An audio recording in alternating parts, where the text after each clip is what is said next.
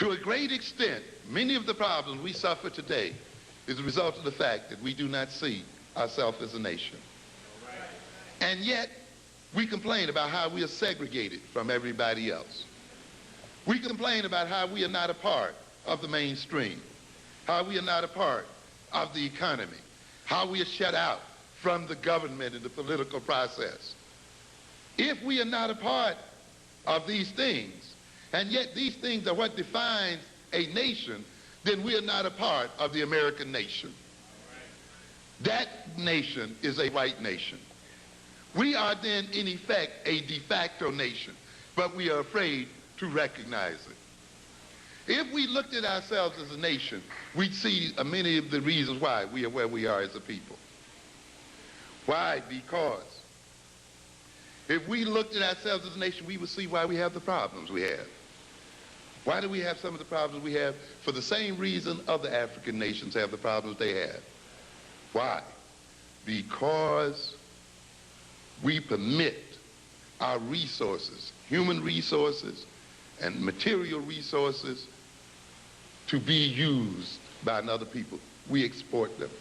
We, like any other African nation, are an indebted nation. We are over-indebted. When we talk about the African nation suffering from being overburdened by debt, we don't recognize we're talking about ourselves. When I ask here tonight, how many of us owes another black institution, another black person major debt, we would get very few hands. But if I ask how many of us in this audience tonight owed a white person, a white institution, a non-African institution, great debts, we probably all had to raise our hands. If you recognize that then, and you add this up in terms of a nation, not just yourself as an individual, but if you look at all of us as individuals and in terms of a nation, then that as a nation, we owe an enormous debt to other people. And one of the reasons why then we are poverty-stricken is not because we don't have money. It's because all of our money is being used to service the debt that other nations own, that the white nation in America owns.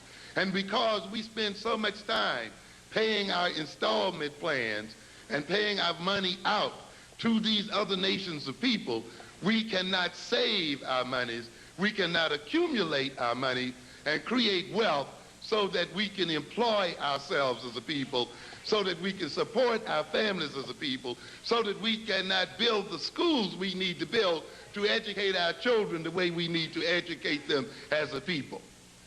And consequently, we have the similar problems that all African nations have almost, where they cannot build highways or build schools or build hospitals or build institutions, communication systems and other systems, because all of the wealth that they are generating is being exported out to European nations and other nations to whom they owe debt. But you can only see this when you look at yourself as a nation. And when you look at yourself as a nation, then you can see that you can change this problem by changing the debt relationship you have to other people. I was looking at an issue here the other day when we were talking about looking at African nations, and we talk about the African nations as monocultures, meaning that they often exist by shipping out one or two major products, cocoa or cocoa beans or oil or gold or something like that. And they ship these products out into what we call a buyer's market.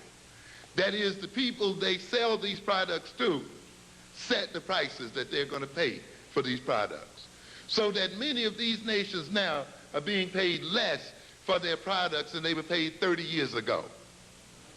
And yet the nations that buy their products and lower the prices on their products are selling them back those products in processed form and selling them back their own products that have been manufactured here for higher and higher prices.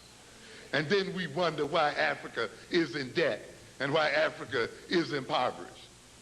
But that is the result of the fact that they are caught up in an impoverishing mechanism.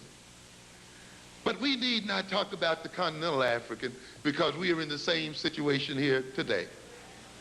The African American nation is a monoculture.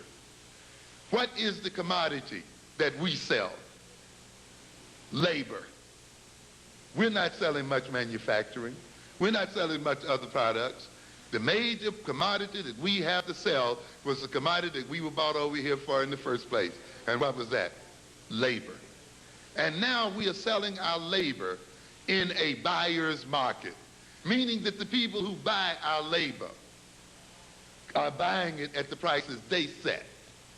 And they keep devaluing the price that they're willing to pay for our labor. On top of devaluing the price, they're no longer even demanding the labor. So after a while, we won't be able to sell our labor at any price. And we will then be totally deprived as a people. And therefore, we are caught in a similar position. And just as there's social disorganization in the African nations, there's social disorganization in the American nation.